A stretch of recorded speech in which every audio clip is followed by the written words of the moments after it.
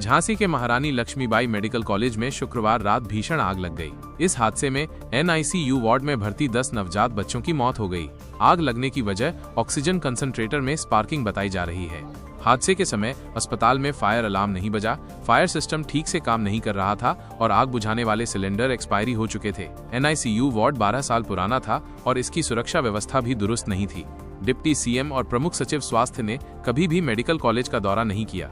सरकार ने मृतकों के परिजनों को मुआवजा देने और दोषियों के खिलाफ कार्रवाई करने का आश्वासन दिया है। विपक्ष ने सरकार पर लापरवाही का आरोप लगाया है। यह हादसा एक बार फिर सरकारी अस्पतालों की बदहाल स्थिति को उजागर करता है। तो इस वक्त हमारे साथ अधिक जानकारी के लिए फोन लाइन पर जुड़ चुके हैं लखनऊ से हमारे संवाददाता फैज अहमद। फैज अहमद, हम हादसे की कुछ मुख्य वजह और प्रशासन की लापरवाही पर क्या जानकारी मिली? देखिए सलीम, सबसे बड़ी बात यह है कि जो ये रानी लक्ष्मीबाई मेडिकल कॉलेज में जो हादसा हुआ ये बहुत ही दुखद है और बहुत ही जो है ये गंभीर विषय बन चुका है उत्तर प्रदेश के खास करके। बहुत बड़ा सवालिया निशान मेडिकल प्रशासन को उठ रहा है। उत्तर प्रदेश की मेडिकल जो व्यवस्था है उस पर सवाल उठ रहा है। देखिए, इन तमाम जानकारी को लेकर इसकी पूरी जानकारी जब सूबे के मुख्यमंत्री योगी आदित्यनाथ को मिली है तो उन्होंने रात में ही तत्काल जो है डिप्टी CM ब्रजेश पाठक जो कि स्वास्थ्य मंत्री हैं और जो इसके मुख्य सचिव हैं, माफ कीजिएगा, जो स्वास्थ्य जो विभाग से है, तमाम जो बड़ी टीमें हैं वो तमाम टीमों को झांसी के लिए रवाना कर दिया गया। देखिए, ये जो घटना है पूरी तरीके से जो है एक कहा जा सकता है कि मेडिकल प्रशासन की बड़ी लापरवाही के कारण हुआ है। जो इस पूरी जानकारी जब हम लोग इसकी जानकारी निकाल रहे थे तो इसमें सबसे बड़ा जो वजह निकला है वो ऑक्सीजन कंसंट्रेटर में स्पार्किंग की वजह से हुआ है। ऑक्सीजन कंसंट्रेटर स्पार्किंग की वजह से ये पूरा मामला हुआ है, जिसमें जो नवजात शिशु थे NICU में जो बच्चे भर्ती थे उन तमाम लोगों को, यानी 55 लोग उसमें भर्ती थे, जिसमें से 10 लोग उसी में जलकर राख हो गए। सबसे बड़ी बात यह है कि यहाँ का जो अलार्म सिस्टम था वो अलार्म सिस्टम बजा ही नहीं। अगर अलार्म सिस्टम अगर समय पर बज जाता तो शायद जो ये मौतें हुई है नवजात शिशु की, आप सोचिए उन माता पिता पर क्या गुजर रहा होगा, उनके अंदर किस तरह की भावना होगी जब उनके बच्चे उनके आंखों के सामने जलकर राख हो गए होंगे। कहने में बड़ा दर्दनाक महसूस होता है, लेकिन ये बहुत ही अफसोस की बात है कि जिस तरीके से ये पूरी घटना हुई है एक बड़ा सवालिया निशान उठता नजर आ रहा है उत्तर प्रदेश की सरकार और मेडिकल व्यवस्था पर। अलार्म सिस्टम बजा नहीं, इसके पहले मॉक ड्रिल भी हुआ था, लेकिन उसके बावजूद भी जो है यहाँ जो है इस व्यवस्था को सही नहीं किया जा सका। सबसे बड़ी खास वजह है कि आज तक झांसी मेडिकल कॉलेज में सूबे के जो उप मुख्यमंत्री भी हैं और स्वास्थ्य विभाग के मंत्री, वो कभी उस मेडिकल कॉलेज का दौरा नहीं किया। तो कहीं ना कहीं जब जो बड़ा अधिकारी होता है या प्रशासनिक अधिकारी होता है जब वहां का दौरा करता है तो कहीं ना कहीं वह व्यवस्थाएं सही हो जाती है। खास बात इसमें एक वजह यह है कि जो आग बुझाने वाले जो सिलेंडर थे वो आग बुझाने वाले सिलेंडर भी एक्सपायर थे सलीम जी। तो वो पूरी तरह से इस तमाम चीजों को अगर एक नजर से देखा जाए तो पूरी तरह से जो है लापरवाही और सिर्फ लापरवाही नजर आ रही है। तो ऐसे में हालांकि मुख्यमंत्री योगी आदित्यनाथ ने तमाम अधिकारी को निर्देश दिया है, जैसा कि मैंने आपको बताया कि डिप्टी CM ब्रजेश पाठक रात में ही पहुंच गए थे। उन्होंने तत्काल वहां की जानकारी ली और उन्होंने साफ तौर से कहा कि जो भी इसमें दोषी पाया जाएगा उस पर सख्त से सख्त कार्रवाई करने की बात डिप्टी CM और स्वास्थ्य मंत्री ब्रजेश पाठक करते हुए नजर आ रहे। जी सलीम। फैज, ये परिवारजनों की स्थिति और उनके आरोपों के बारे में क्या कहेंगे आप? देखिए, सब गंभीर बात यह है कि परिवार के जो लोग जिनके घर के बच्चे कल तक उनके आंखों में खुशी थी और उनके आज आंखों में जो है आंसू बहते नजर आ रहे हैं। परिवार के जो लोग हैं जिनके बच्चे जो हैं जलकर राख हो गए, वो अपने बच्चे वो लेकर जा रहे थे। वो जो तस्वीर थी, वो जो हालात थे वो बहुत ही दर्दनाक है, उसको बयान नहीं किया जा सकता सलीम। लेकिन कहीं ना कहीं अलार्म सिस्टम, जैसा कि मैंने बताया कि अलार्म सिस्टम अगर बजता तो शायद जो परिजन थे जिनके बच्चे NICU में भर्ती थे वो मौके पर पहुंच जाते और अपने बच्चों को ले जाते। तो अलार्म सिस्टम, जो ऑक्सीजन सिलेंडर का कंसंट्रेटर है, जो वो पूरी तरह से ध्वस्त रहा, वो बेकार रहा। ये आरोप मैं खुद भी नहीं बल्कि अखिलेश यादव जो समाजवादी पार्टी के राष्ट्रीय अध्यक्ष है उन्होंने आरोप लगा और उन्होंने इस बात को एक्सपेक्यूट भी किया और उन्होंने कहा कि जो खराब कंसंट्रेटर है उसकी वजह हुई है और नवजात शिशु की मौत, ये बहुत ही जो तकलीफ देने वाली बात है। तो हालांकि परिवार के अंदर गम का माहौल है, एक तकलीफ का माहौल है और उन तमाम लोगों को, और हालांकि मुख्यमंत्री योगी आदित्यनाथ की बात करें तो जो बच्चे जिनके परिवार के जिनके बच्चे मर गए उनको 5-5 लाख रुपया मुआवजा देने के बात कहा है उन्होंने, मुआवजा देंगे और साथ ही साथ जो बच्चे गंभीर रूप से घायल हुए हैं उनको 50,000 रुपया तक की मुआवजा देने की बात सूबे के मुख्यमंत्री योगी आदित्यनाथ ने इनके निर्देश और आदेश दे चुके हैं। दूसरी बात, ये तो पूरा मामला रहा है, प्रधानमंत्री नरेंद्र मोदी जी ने भी इस पर जो है बहुत ही अफसोस जाहिर किया है, राष्ट्रपति जी ने भी इस पर अफसोस जाहिर किया है। लेकिन सवाल यहाँ पर वहीं आके रुक जाता है कि अफसोस और दर अफसोस पर बात नहीं रुकनी चाहिए, बल्कि ये पूरा जो मामला है, इसकी मामलों को गहनता से जांच करने की आवश्यकता, और जो भी लोग दोषी है, जो व्यवस्थाओं में कमी देखने को मिल रही है, उन व्यवस्थाओं को दुरुस्त और चुस्त कैसे किया जाए। अब आप देखिए कि आज ये एक मैसेज के तौर पर जिस तरह से जिनकी बच्चे की जाने गंवा दी गई है, अब जो है पूरा जो महकमा है, अस्पताल महकमा है, वो तमाम अस्पतालों का निरीक्षण कर रहा है।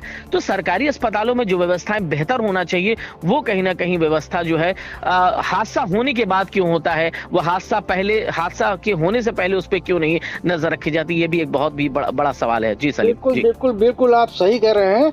और ये हादसा तो ये कैसे हो गया जब फायर सेफ्टी ऑडिट भी हो गया, मॉक ड्रिल भी हो गई, उसके बावजूद आग के ऊपर काबू नहीं पाया जा सका। देखिए सलीम, जैसा कि सबसे बड़ी बात यह है कि मॉक ड्रिल की बात की, अब ये व्यवस्था, ये तो जांच का विषय होगा कि मॉक ड्रिल हुई, मॉक ड्रिल में क्या उस वक्त व्यवस्थाएं सही थी या नहीं थी, या सिर्फ मॉक ड्रिल करके एक सिर्फ कागजी कार्रवाई कर दी गई थी, या पूरे व्यवस्थाओं को जांचा और परखा गया था।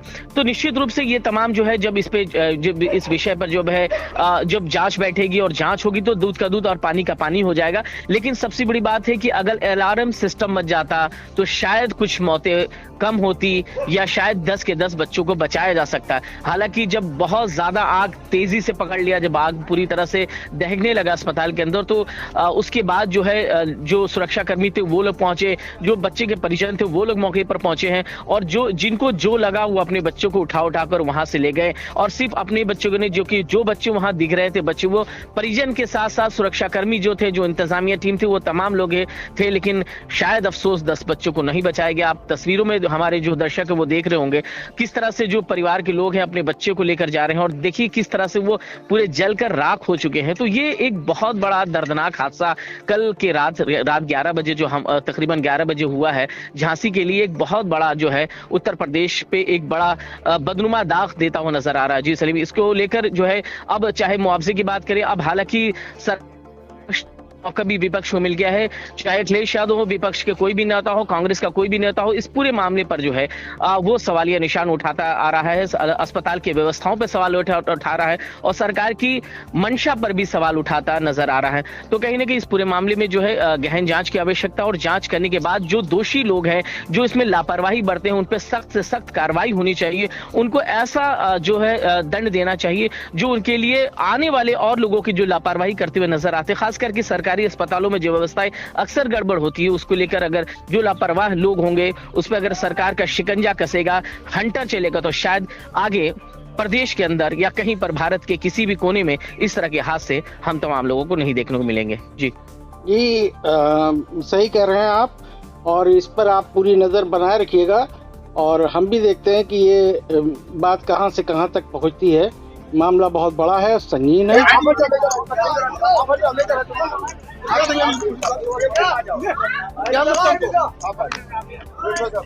ये कमांडर देखिए लात मार रहा है। हटो, ये कमांडर लात मार रहा है सर, ये गलत है। अरे नहीं सर, कमांडर लात मार रहा है, ये गलत है सर, ये गलत है सर, लात मार रहा है कमांडर। बोलिए कमांडर मार रहा है, ये गलत है सर, नहीं ये गलत है सर, मतलब ये तो बड़ी हो गलत है सर। क्या कर रहे हैं अरे तो कमांडर मारे तो आप कोई नहीं मार रहा।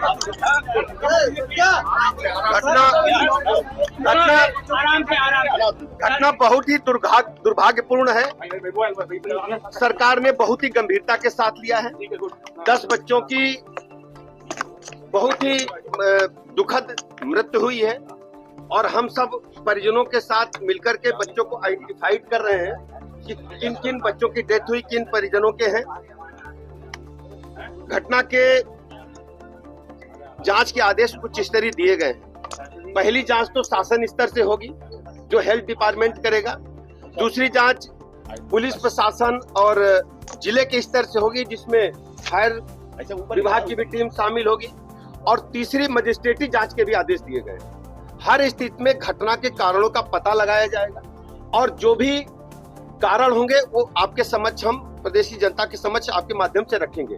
सबसे बड़ी बात यह है कि घटना कैसे हुई, किन कारणों से हुई, इस बात का हम पता लगाएंगे। और यदि किसी स्तर पर लापरवाही पाई गई तो उसकी जिम्मेदारी भी हम तय करेंगे, उनके खिलाफ भी हम कड़ी कार्रवाई करेंगे, किसी को छोड़ेंगे नहीं। बच्चों के परिजनों के साथ, बच्चों के साथ पूरी सरकार खड़ी है। हम स्वयं दुखी हैं। रात से जब से हमें घटना की जानकारी मिली, हम लगातार डिस्ट्रिक्ट एडमिनिस्ट्रेशन के साथ साथ हम मेडिकल कॉलेज प्रशासन के संपर्क में हैं। हमारे साथ प्रमुख सचिव महोदय भी आए हैं। हर स्थिति में हम साफ साफ ये करेंगे कि कहां से आग लगी, किसकी लापरवाही है। यदि लापरवाही नहीं, दुर्घटना है, तो उसकी भी हम जांच रिपोर्ट आपके समक्ष रखेंगे। प्रथम दृष्टया हमें पता करने पे जो हमने बात किया है चिकित्सकों से, नर्सेस से, पैरामेडिकल स्टाफ से, हमारे स्टाफ ने, चिकित्सकों ने बहुत बहादुरी के साथ बच्चों को बचाने का काम किया है। बड़ी संख्या में बच्चे रेस्क्यू किए गए हैं। जो हमारी माताएं बहनें भर्ती थीं, उनको भी हमने रेस्क्यू किया है। सबका अच्छा इलाज चल रहा है। हमारे सामने सबसे बड़ी पहली चुनौती है, जो हमारे बच्चे घायल हैं, जो बच्चे हैं, उनको हम उच्च स्तरीय इलाज दें। सभी बच्चे जिनको हमने देखा है अपनी आंखों से, वो स्वस्थ हैं। मेरी जिम्मेदारी है कि बच्चों को हम क्वालिटी मेडिकल हेल्थ उनको हम प्रदान करें। और हर स्थिति से निपटने के लिए यहाँ पर हमने मेडिकल कॉलेज प्रशासन को कहा है, डिस्ट्रिक्ट एडमिनिस्ट्रेशन को कहा है। अभी किन कारणों से घटना घटी है उसकी जांच रिपोर्ट आ जाएगी तो मैं आपके समक्ष दोबारा आऊंगा।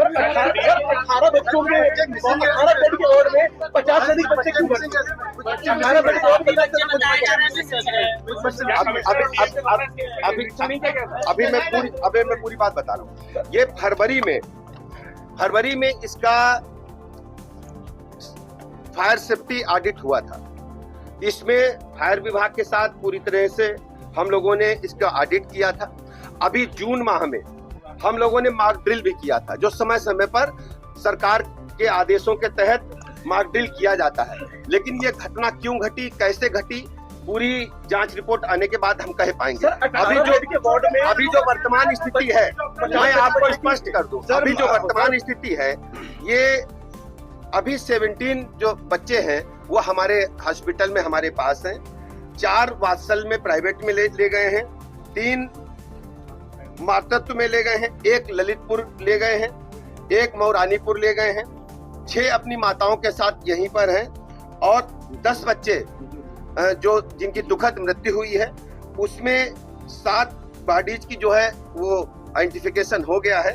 3 की शिनाख्त नहीं हो पा रही है। उनके परिजनों से संपर्क करके शिनाख्त के प्रयास किए जा रहे हैं और 6 परिजनों से अभी संपर्क नहीं हो पा रहा है।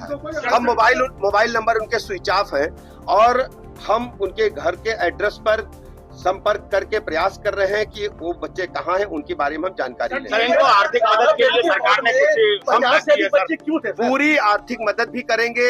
पूरी सरकार इनके साथ है। हर स्थिति में हम परिजनों के साथ खड़े हैं। बच्चों जो बच्चे अनआइडेंटिफाइड हैं, अगर उनका आइडेंटिफिकेशन समय से नहीं हो पाता तो डीएनए जांच भी कराएंगे, उसके बाद परिजनों को सौंपेंगे। सर, इनको कोई मुआवजा वगैरह भी दिया जाएगा? अवश्य अभी तत्काल की बात है।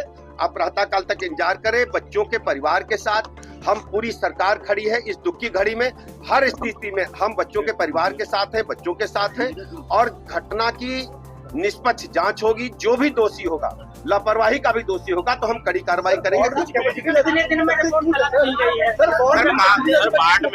बाढ़ में इतनी कैपेसिटी नहीं थी, इसके बाद भी इतने बच्चे कैसे भर्ती? देखिए, 24 घंटे के अंदर प्राथमिक रिपोर्ट आएगी और मजिस्ट्रेटी रिपोर्ट जैसे ही मिलेगी हम कड़ी कार्रवाई करेंगे। सर, बाढ़ में सर इतनी कैपेसिटी नहीं थी, उसके बावजूद इतने बच्चे प्राथमिक रिपोर्ट मांगी। अभी तो मैं स्वयं जो देखा है मैंने आपके समक्ष कहा है, 12 घंटे में प्राथमिक रिपोर्ट आई। सर, यहाँ बच्चों के परिवार वालों का कहना है कि हम लोगों ने बच्चों को बचाया है और डॉक्टरों ने किसी ने मदद नहीं की है।